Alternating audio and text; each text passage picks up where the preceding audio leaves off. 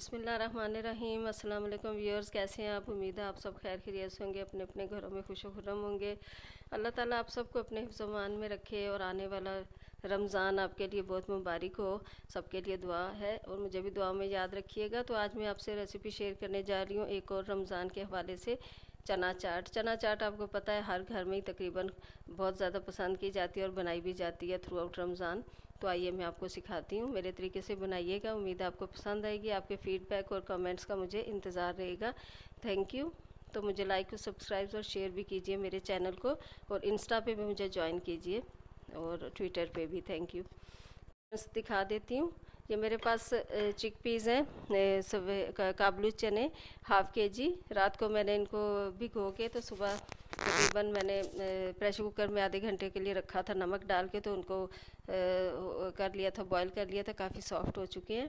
Half के जी मेरे पास काबुली चने हैं और इसके लिए मुझे चाहिए रिक्वायर्ड होगा एक मीडियम प्याज, स्लाइस में काटूंगी इसे, एक मीडियम टोमेटो, और हाफ़ इसमें डालूंगी मैं लेमन। अगर आपके पास छोटा लेमन है तो 2 डाल लीजिए, अकॉर्डिंग टू योर टेस्ट भी डाल सकते हैं।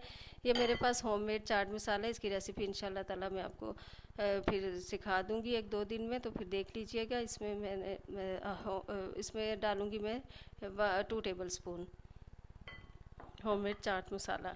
ये मेरे पास 3 टेबल स्पून तकरीबन योगर्ट है, दही। इसको मैंने पानी डाल के तो इस तरह इतनी कंसिस्टेंसी में इसको रेडी कर लिया है। तो ये भी अच्छा लगेगा आपको, देखिएगा, डालिएगा उसमें। तो ये इमली मैंने इस तरह रेडी कर ली है।